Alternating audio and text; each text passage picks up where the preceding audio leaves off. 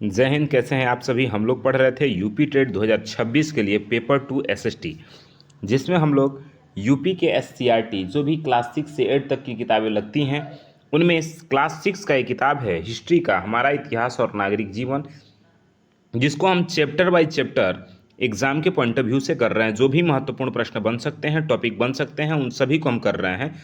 तो नमस्कार, मेरा नाम विवेक पांडे है और आप देख रहे हैं टुडे एग्जाम स्टडी का यूट्यूब प्लेटफॉर्म। साथियों, कल हम लोगों ने पहले चैप्टर के कुछ प्रश्न किए।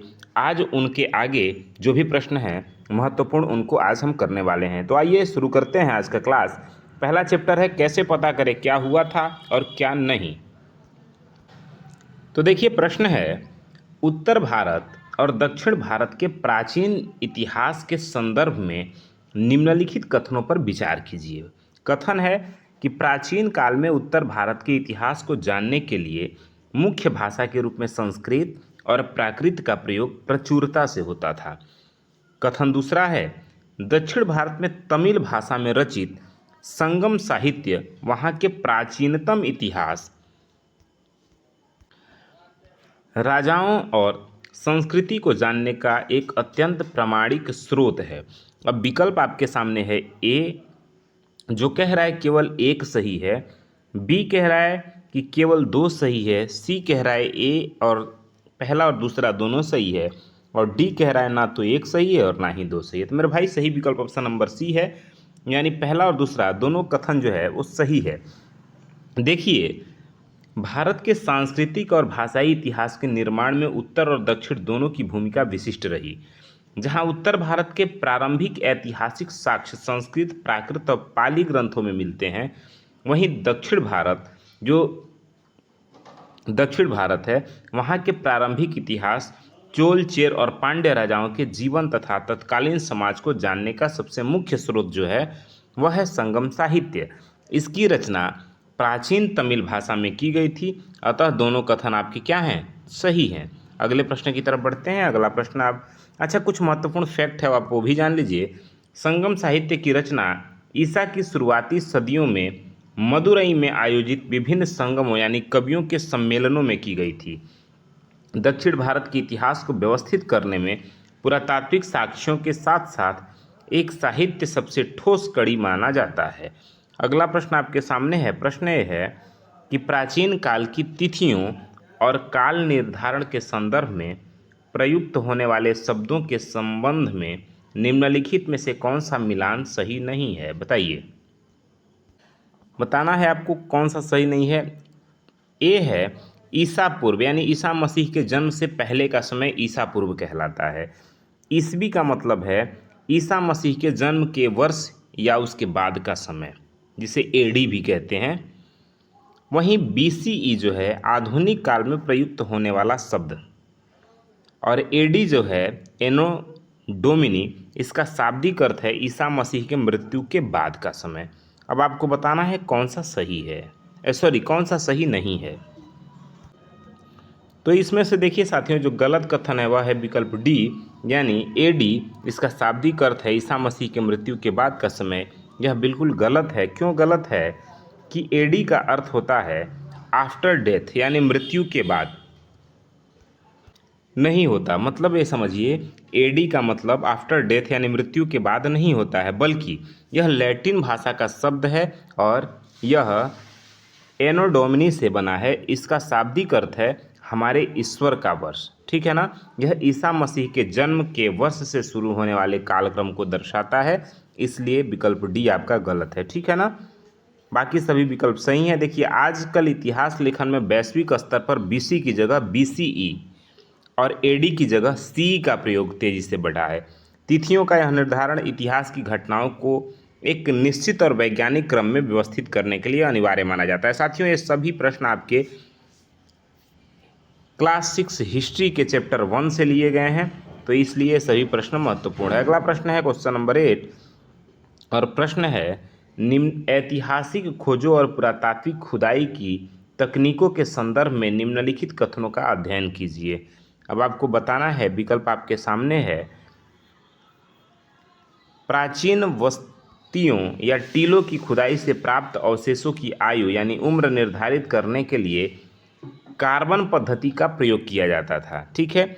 दूसरा कथन है कार्बन 14 विधि के अनुसार किसी भी पुरानी वस्तु में उपस्थित कार्बन की मात्रा जितनी कम होती है वह वस्तु उतनी ही नई मानी जाती है। अब आपके सामने विकल्प है कि केवल पहला कथन सही है, विकल्प बी कह रहा है केवल दूसरा सही है, सी कह रहा है एक और दो दोनों कथन सही है, और डी कह रहा है एक और दो दोनों कथन सही नहीं है। देखिए सही कथन जो है, कथन ए बिल्कुल बिल्कुल सही है, केवल एक सही है, यानी पहला कथन बिल्कुल सही है मेरे भाई। देखिए बिल्कुल सत्य है, क्योंकि रेडियो कार्बन डेटिंग एक वैज्ञानिक पद्धति है जिससे लकड़ी, हड्डियों या प्राचीन जैविक अवशेषों की आयु का पता लगाया जाता है। दूसरा कथन गलत है। क्यों गलत है? क्योंकि नियम इसके विपरीत काम करता है। जब कोई जीव या पौधा जीवित रहता है तब वह समान मात्रा में कार्बन ग्रहण करता है, परंतु मृत्यु के बाद उसका रेडियोधर्मी क्षय होने लगता है। अतः वस्तु में कार्बन 40 की मात्रा जितनी कम होगी वह उतनी ही पुरानी यानी प्राचीन मानी जाएगी। ठीक है ना कि वो नई मानी जाएगी। बात समझ में आ रहा है? देखिए कुछ महत्वपूर्ण बात है वो भी जान लीजिए। रेडियो कार्बन डेटिंग विधि की खोज प्रसिद्ध रसायन शास्त्री बिलार्ड लिब्बी द्वारा वर्ष 1949 में की गई थी। ठीक है ना। इस विधि से हड़प्पा सभ्यता जैसी बिना पढ़ी गई लिपियों वाले कालखंडों का सटीक समय निर्धारित करने में अभूतपूर्व मदद मिली है। ठीक है। चलिए अगले प्रश्न की तरफ बढ़ते हैं। अगला प्रश्न है प्राचीन काल की धार्मिक और दार्शनिक रचनाओं के संदर्भ में निम्नलिखित सूचियों को सुमेलित कीजिए। बताइए। सूची आपके सामने है, पढ़िए और समझिए इसको। उपनिषद, अंग, विनय पिटक, पुराण। जब आप इसको देखेंगे तो सही पाएंगे। जो उपनिषद है वो आर्यों के गहन दार्शनिक विचार और चिंतन है। जो अंग है वो जैन धर्म के प्राचीन धार्मिक ग्रंथ हैं। विनय पिटक बौद्ध भिक्षुओं के बनाए गए नियम और कानून हैं। वहीं पुराण की बात करें साथियों तो यह प्राचीन राजाओं की वंशावलियाँ और पौराणिक कथाएँ हैं। तो इस तरह से जब आप विकल्प देखेंगे तो सही विकल्प ऑप्शन नंबर ए हो जाएगा आपका। ठीक है ना, ए हो जाएगा। चलिए अगले प्रश्न की तरफ देखिए। उपनिषद इसमें मुख्य रूप से आत्मा, परमात्मा और संसार से जुड़े धार्मिक विचार का संकलन है। बाकी सब आप जानते ही हैं। विनय पिटक यह त्रिपिटक बौद्ध साहित्य का एक भाग है जिसमें बौद्ध संघ और भिक्षुओं के अनुशासन संबंधी नियम लिखे गए हैं। साथियों अगर पुराण की बात करें तो पुराणों की संख्या कुल 18 है जिसमें प्राचीन काल के राजाओं की सूचियाँ और सामाजिक धार्मिक आख्यान मिलते हैं। देखिए बौद्ध धर्म के मुख्य 3 ग्रंथ है जिसे त्रिपिटक के नाम से जानते हैं, जिसमें सुत्त पिटक, विनय पिटक और अभिधम पिटक हैं। सबसे प्राचीन जो पुराण है साथियों वह मत्स्य पुराण है। मत्स्य पुराण को सबसे प्राचीन पुराण माना जाता है जिससे सातवाहन वंश के इतिहास की महत्वपूर्ण जानकारी मिलती है। ये भी फैक्ट आप याद रखेंगे। चलिए आगे बढ़ा जाए अगले प्रश्न की तरफ। अगला प्रश्न है प्राचीन भारत की भौगोलिक स्थिति और नामकरण के ऐतिहासिक स्रोतों के संदर्भ में कौन सा कथन असत्य है यानी गलत है। आइए विकल्प की तरफ हम बढ़ते हैं। विकल्प आपके सामने है। अब गलत कथन आपको बताना है। कथन है हमारे देश का नाम इंडिया शब्द से निकला है जिसे संस्कृत में सिंधु कहा जाता है। ठीक है। पहला कथन यह है कि हमारे देश का नाम इंडिया शब्द से निकला है जिसे संस्कृत में सिंधु कहा जाता है। दूसरा है कि ईरान और यूनान के लोग सिंधु नदी को हिंदोस अथवा इंदोस कहते थे। विकल्प सी है कि भारत नाम का प्रयोग उत्तर पश्चिम में रहने वाले लोगों के एक विशेष समूह के लिए किया जाता था जिसका उल्लेख ऋग्वेद में भी मिलता है। और डी कह रहा है कि प्राचीन काल में केवल विंध्याचल पर्वत के दक्षिण संपूर्ण भूभाग को ही आर्यावर्त के नाम से पुकारा जाता था। कौन सा कथन असत्य है आपको बताना है, बताइए। देखिए इसमें सही कथन जो है वो विकल्प डी हो जाएगा, यानी विकल्प डी असत्य है। असत्य क्यों है साथियों, तो आइए इसको समझते हैं। प्राचीन काल में उत्तर भारत में रहने वाले आर्यों के कारण इस क्षेत्र को आर्यावर्त कहा जाता था जिसका विस्तार मुख्य रूप से हिमालय से लेकर के विंध्याचल पर्वतमाला के उत्तर तक था, न कि विंध्याचल के दक्षिण में। ठीक है ना, इसलिए यह गलत है। विंध्याचल के दक्षिण के भाग को हम दक्षिणापथ कहते हैं। बाकी सभी विकल्प सही हैं, यानी ए बी सी सभी विकल्प क्या हैं, सही हैं। देखिए साथियों ऋग्वेद भारत का और पूरे विश्व का सबसे प्राचीन ग्रंथ माना जाता है, जिससे आरंभिक आर्यों की सामाजिक स्थिति का ज्ञान होता है। साथियों, इंडिया शब्द यूनानियों द्वारा सिंधु नदी को इंडस कहे जाने के कारण प्रचलन में आया था। ठीक है ना। चलिए अगले प्रश्न की तरफ बढ़ते हैं। अगला प्रश्न है कि पुरातात्विक साक्ष्यों के अंतर्गत अभिलेखों के संबंध में निम्नलिखित कथनों पर विचार कीजिए। आइए कथन हम एक एक करके पढ़ते हैं। कथन है पहला कि प्राचीन काल में केवल राजा महाराजा ही अपने आदेशों को पत्थरों पर खुदवाते थे, अन्य किसी वर्ग के अभिलेख नहीं मिलते। दूसरा कथन है कि कुछ अभिलेखों में राजाओं की विजयों, उनकी प्रशासनिक नीतियों के अलावा आम लोगों के धार्मिक और सामाजिक जीवन की झलक भी मिलती है। अब आपको बताना है कि विकल्प ए सही है कि बी सही है कि सी है सही कि डी सही है, बताइए। साथियों, इसमें सही विकल्प ऑप्शन नंबर बी हो जाएगा, यानी केवल दूसरा कथन सही है। क्यों सही है, तो आइए हम समझते हैं कि प्राचीन काल में केवल राजा ही नहीं बल्कि धनी व्यापारियों और शिल्पकारों और धार्मिक संघों द्वारा भी मंदिरों की गुफाओं या मूर्तियों पर अपने दान और कार्यों के विवरण वाले अभिलेख खुदवाए जाते थे। ठीक है ना। देखिए, अभिलेखों के निर्माण में पत्थरों के अलावा कांस, लोहे और सोने जैसे धातुओं का भी प्रयोग किया जाता था, जैसे महरौली का लौह स्तंभ है। प्राचीन काल के अधिकांश निजी अभिलेख प्राकृत और संस्कृत के अलावा दक्षिण भारत में तमिल और कन्नड़ भाषाओं में भी भारी मात्रा में मिले हैं। ठीक है ना, तो ये भी आपको ध्यान रखना है। अगला प्रश्न है कि प्राचीन काल के सिक्कों पर मिलने वाले चिन्हों और आकृतियों के आधार पर निम्नलिखित में से कौन सा निष्कर्ष सही नहीं निकाला जा सकता। अब विकल्प ए है कि सिक्कों पर देवी देवताओं के चित्र तत्कालीन धार्मिक झुकाव और आस्था को दर्शाते हैं। बी कह रहा है कि बीड़ा बजाते हुए राजा का चित्र उनके संगीत प्रेमी होने का प्रमाण देता है। और सी कह रहा है कि सिक्कों की शुद्धता और धातु की प्रचुरता से उस काल की व्यापारिक मंदी का पता चलता है। और डी कह रहा है सिक्कों पर अंकित वर्ष या संवत से राजा के सटीक शासनकाल का निर्धारण होता है। तो मेरे भाई, चूंकि गलत कथन पूछ रहा था तो विकल्प सी सही हो जाता है। आपका ध्यान रखेंगे आप लोग। देखिए साथियों, होता क्या है कि सिक्के अगर सोने या चांदी या शुद्ध सोने या चांदी के हैं तो उस काल के आर्थिक स्थिति को दर्शाता है, ना कि मंदी को दर्शाता है। इसलिए विकल्प सी गलत था और गलत ऑप्शन ही हमारा सही था। ठीक है ना।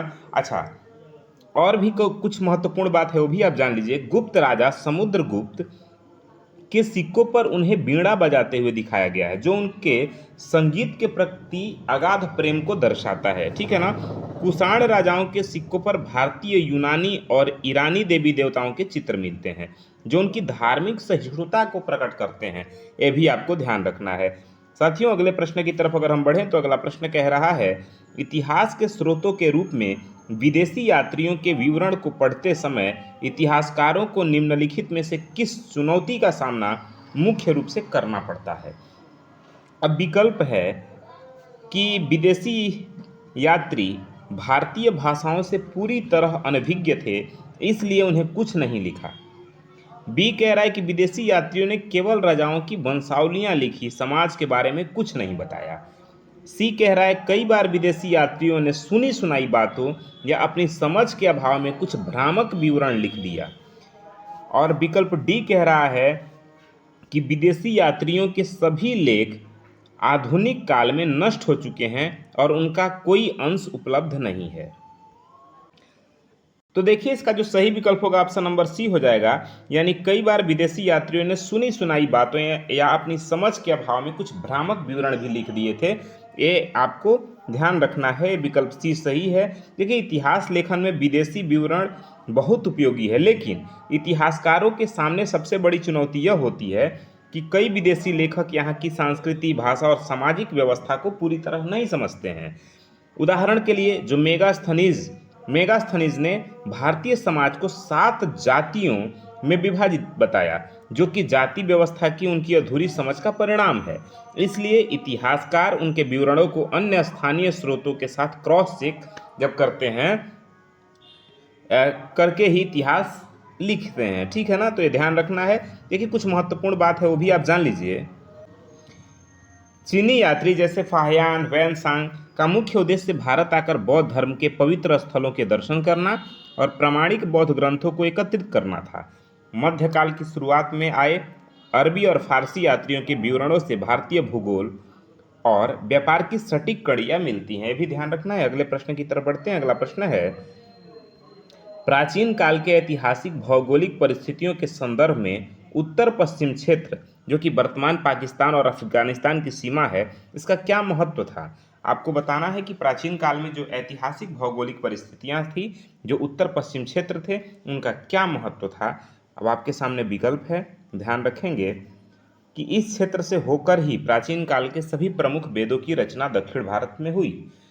विकल्प बी कह रहा है कि इसी क्षेत्र में स्थित सुलेमान और किरथर पहाड़ियों के पास मानव ने सबसे पहले गेहूं और जौ जैसी फसलें उगाना शुरू किया था। विकल्प सी कह रहा है कि यह क्षेत्र पूरी तरह से मरुस्थलीय होने के कारण प्राचीन काल में व्यापार के लिए पूरी तरह बंद था। और विकल्प डी कह रहा है कि प्राचीन काल में गंगा नदी का उद्गम इसी क्षेत्र से माना जाता था। तो देखिए इसका जो सही विकल्प है ऑप्शन नंबर बी हो जाएगा मेरे भाई। ऑप्शन नंबर बी सही हो जाएगा, यानी इसी क्षेत्र में स्थित सुलेमान और किरथर पहाड़ियों के पास मानव ने सबसे पहले गेहूं और जौ जैसी फसलें उगाना शुरू किया था। ये आप एनसीईआरटी में भी पढ़े होंगे, एनसीईआरटी से लिया गया प्रश्न है, क्योंकि एससीईआरटी और एनसीईआरटी दोनों का कॉम्बिनेशन है यहाँ पे, और एससीईआरटी में भी इसका जिक्र किया गया है। ठीक है, ये सभी प्रश्न आपके एनसीईआरटी और खास करके एससीईआरटी जो यूपी बोर्ड क्लास 6 से लेकर के 8 तक जो हिस्ट्री ज्योग्राफी पॉलिटी हैं, उनमें से हिस्ट्री का एक क्लास 6 का किताब है जिसमें से प्रश्न बनाए गए हैं, क्लास 6 हिस्ट्री चैप्टर नंबर 1। ठीक है ना। देखिए मेरे भाई ध्यान रखिएगा, भारत के उत्तर पश्चिम क्षेत्र की भौगोलिक स्थिति का इतिहास में बहुत अधिक महत्व है। इसी क्षेत्र में सुलेमान और किरथर की पहाड़ियां स्थित हैं, जहां लगभग 8000 वर्ष पूर्व मानव ने सबसे पहले गेहूं और जौ जैसी फसलों को उपजाना शुरू किया था। मेरे भाई भेड़, बकरी, गाय, बैल जैसे पशुओं को पालतू बनाया गया। इसके साथ ही भारत आने वाले अधिकांश विदेशी आक्रांता और व्यापारी इसी उत्तर पश्चिम दर्रों जैसे खैबर दर्रा से होकर भारत आए थे। ये भी आपको ध्यान रखना है। कुछ महत्वपूर्ण फैक्ट है, आप वो भी जान लीजिए। उत्तर पश्चिम क्षेत्र में ही मेहरगढ़, जो कि वर्तमान बलूचिस्तान में स्थित है, मेहरगढ़ नामक स्थान है, जिसे कृषि के सबसे प्राचीनतम साक्ष्यों में गिना जाता है। साथियों, सिंधु नदी और उसकी सहायक नदियों का क्षेत्र भी इसी हिस्से में विकसित हुआ, जहां भारत की पहली नगरीय सभ्यता जो कि हड़प्पा सभ्यता है, उसका विकास हुआ था। ठीक है, उसका उदय हुआ था।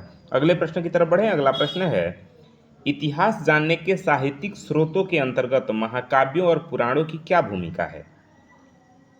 विकल्प ए है कि इनसे केवल धार्मिक कर्मकांडों की विधियों का पता चलता है, सामाजिक जीवन का नहीं। बी कह रहा है ये ग्रंथ पूरी तरह से आधुनिक काल में लिखे गए, इसलिए इनका प्राचीन इतिहास से कोई संबंध नहीं। सी कह रहा है कि इनमें प्राचीन भारत के राजाओं की सूचियों के साथ साथ तत्कालीन समाज के आदर्शों, मूल्यों और सांस्कृतिक मान्यताओं की जानकारी मिलती है। विकल्प डी कह रहा है कि ये ग्रंथ केवल राजाओं के महलों की बनावट की तकनीकी जानकारी देते हैं। अब आपको सही विकल्प बताना है। देखिए इसका सही विकल्प ऑप्शन नंबर सी हो जाएगा, यानी इनमें प्राचीन भारत के राजवंशों की सूचियों के साथ साथ तत्कालीन समाज के आदर्शों, मूल्य और सांस्कृतिक मान्यताओं की जानकारी भी प्राप्त होती हैं। साथ में आपको ये भी ध्यान रखना है कि रामायण और महाभारत जैसे जो महाकाव्य हैं, ठीक है ना, और 18 जो पुराण हैं, केवल धार्मिक ग्रंथ नहीं हैं, बल्कि इतिहास जानने के अमूल्य साहित्यिक स्रोत भी हैं। पुराणों में प्राचीन काल से लेकर गुप्त काल तक के राजवंशों की वंशावलियां, जैसे कि मौर्य वंश, आंध्र सातवाहन वंश और गुप्त वंश की जानकारियां हमें मिलती हैं। इसके साथ ही महाकाव्य तत्कालीन समाज के पारिवारिक संबंधों, नैतिक मूल्यों, युद्ध नीति और सांस्कृतिक ताने बाने को समझने में मदद करता है।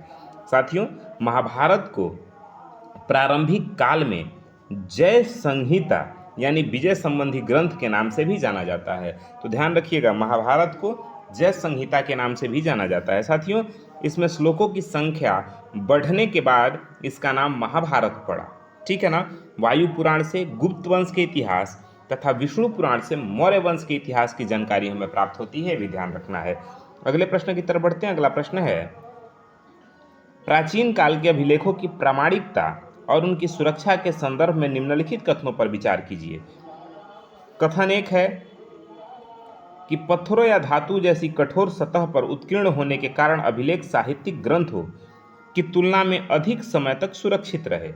कथन दूसरा कह रहा है कि समय के साथ अभिलेखों में किसी प्रकार का फेरबदल या मिलावट करना लगभग असंभव था, जिससे ये अधिक विश्वसनीय और स्रोत माने जाते हैं।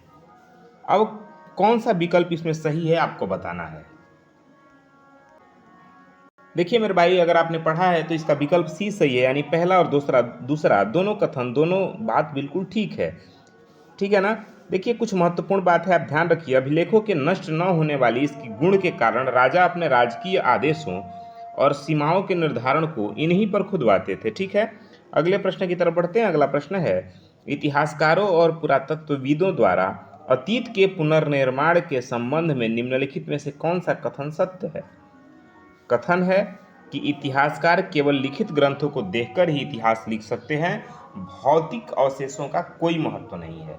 बी कह रहा है विकल्प कि किसी एक स्रोत के आधार पर पूरा इतिहास नहीं लिखा जा सकता, पुरातात्विक, साहित्यिक और विदेशी विवरणों को आपस में मिलाकर ही सत्य का पता लगाया जा सकता है। सी कह रहा है कि प्राचीन काल का इतिहास पूरी तरह से काल्पनिक कहानियों पर आधारित है, जिसका वैज्ञानिकी आधार नहीं है। और डी कह रहा है, विदेशी यात्रियों द्वारा लिखे गए विवरण हमेशा 100% सत्य होते हैं, उन्हें जांचने की आवश्यकता नहीं है। तो आई होप कि आपको सही विकल्प पता चल गया होगा। विकल्प बी इसका बिल्कुल राइट है, ध्यान रखिएगा। देखिए, जब पुरातत्विक और साहित्यिक स्रोत आपस में मेल नहीं खाते तो इतिहासकार पुरातात्विक साक्ष्यों को अधिक वरीयता देते हैं, क्योंकि भौतिक अवशेष झूठ नहीं बोलते। ठीक है ना। अगले प्रश्न की तरफ बढ़ते हैं। अगला प्रश्न है, प्राचीन बस्तियों के अध्ययन के संदर्भ में टीला और स्तर विन्यास के संबंध में कौन सा कथन असत्य है। टीला और स्तर विन्यास के संबंध में कौन सा कथन असत्य है। टीला भूमि की सतह पर उभरा हुआ एक ऐसा भाग होता है जिसके नीचे पुरानी बस्तियों के अवशेष छिपे होते हैं। बी कह रहा है कि टीले की खुदाई में जो स्तर सबसे नीचे होता है वह सबसे नया यानी आधुनिक काल माना जाता है। सी कह रहा है कि टीले की ऊपरी परतें बाद के कालखंडों की संस्कृतियों से संबंधित होती हैं। और डी कह रहा है कि स्तरों से प्राप्त भौतिक अवशेषों से संस्कृतियों के क्रमिक विकास का पता चलता है। मेरे भाई, इसका जो सही विकल्प है ऑप्शन नंबर बी हो जाएगा, यानी टीले की खुदाई में जो स्तर सबसे नीचे होता है वह सबसे नया यानी आधुनिक काल का माना जाता है। ठीक है ना। चलिए देखिए, भौतिक अवशेषों की खुदाई में स्तर विन्यास का नियम काम करता है। जब लोग एक ही स्थान पर बार बार बसते हैं और घर बनाते हैं तो मलबे के जमा होने से टीला बन जाता है। इस नियम के अनुसार टीले में जो परत सबसे नीचे होगी वह सबसे प्राचीन यानी पुरानी होगी, और जो परत सबसे ऊपर होगी वह सबसे नई होगी। थोड़ा सा आप यहाँ करेक्ट कर लीजिएगा विकल्प बी में। देखिए, टीले की खुदाई में जो स्तर सबसे नीचे होता है वह प्राचीन होता है, न कि नया होता है। प्राचीन यानी पुराना काल माना जाता है, और जो सबसे ऊपर होता है उसे नया माना जाता है। ठीक है ना। सबसे ऊपरी परत नई होती है। तो चूंकि विकल्प बी सही है, क्योंकि हम लोग को क्या चुनना था, गलत कथन चुनना था, असत्य कथन चुनना था। तो ये असत्य कथन है हमारा। ठीक है ना। देखिए, विकल्प सही है, लेकिन चूंकि हमको असत्य चुनना था तो टीले की खुदाई में जो स्तर सबसे नीचे होता है वह सबसे नया यानी आधुनिक कालखंड माना जाता है, ऐसा विकल्प है। तो ये विकल्प तो गलत है। अब चूंकि हमको असत्य चुनना है तो विकल्प बी सही हो जाएगा। ठीक है ना। अगला प्रश्न है, प्राचीन धार्मिक और धर्मेत्तर ग्रंथों के संदर्भ में निम्नलिखित कथनों का अध्ययन कीजिए। धर्मसूत्र और स्मृति ग्रंथों को धर्मेत्तर साहित्य माना जाता है, क्योंकि इनमें केवल राजाओं की युद्ध विजयों की कहानियां हैं। व्याकरण के प्रसिद्ध ग्रंथ जैसे पाणिनि की अष्टाध्यायी से तत्कालीन समाज, अर्थव्यवस्था और भाषा के विकास की महत्वपूर्ण ऐतिहासिक जानकारी मिलती है। अब विकल्प आपको चुनना है कि कौन से कथन सही हैं। तो मेरे भाई ध्यान रखिए, इसका सही कथन ऑप्शन नंबर बी हो जाएगा, यानी केवल दूसरा कथन जो है वो सही है। ठीक है ना। देखिए, पाणिनि की अष्टाध्यायी संस्कृत व्याकरण का सबसे पहला और प्रामाणिक ग्रंथ माना जाता है, ये आपको ध्यान रखना है। ठीक है ना। पतंजलि द्वारा लिखित महाभाष्य से शुंग वंश के इतिहास पर महत्वपूर्ण प्रकाश मिलता है, यानी शुंग वंश के बारे में जानकारी मिलता है। ठीक है। अगला और अंतिम प्रश्न है इस वीडियो का, प्राचीन भारत के इतिहास में पांडुलिपियों के संदर्भ में निम्नलिखित कथन में से कौन सा कथन सही है। अब बताना है, पांडुलिपियां केवल पत्थरों और लोहे के खंभों पर ही खोदी जाती हैं। प्राचीन काल में हाथ से लिखी गई पुस्तकों को पांडुलिपि कहा जाता है, जो प्रायः ताड़पत्रों या भोजपत्रों पर लिखी जाती थी। पांडुलिपियों को छापने के लिए प्राचीन काल में आधुनिक प्रिंटिंग प्रेस का बड़े पैमाने पर उपयोग होता था। ये पांडुलिपियां केवल अंग्रेजी भाषा में ही उपलब्ध होती हैं। तो मेरे भाई सही विकल्प ऑप्शन नंबर बी हो जाएगा, यानी प्राचीन काल में हाथ से लिखी गई पुस्तकों को हम पांडुलिपि कहते हैं, और पांडुलिपियां अधिकांशतः ताड़पत्र या भोजपत्र पे लिखी जाती हैं। तो ये आपके वो महत्वपूर्ण प्रश्न हैं जो एग्जाम में पूछे जाने की संभावना है। ये आपके यूपी बोर्ड क्लास 6 हिस्ट्री यानी इतिहास का चैप्टर नंबर 1 यानी पाठ 1 से जो भी महत्वपूर्ण प्रश्न बन सकते थे, उन सभी प्रश्नों को हम आपके सामने ला करके एकत्रित कर दिए हैं। बाकी आपको ये मेरा प्रयास कैसा लगा, अगर चैनल पर नए विजिट कर रहे हैं सब्सक्राइब करिए, वीडियो पसंद आए लाइक शेयर करिए। मिलते हैं अगले क्लास में, तब तक के लिए जय हिंद।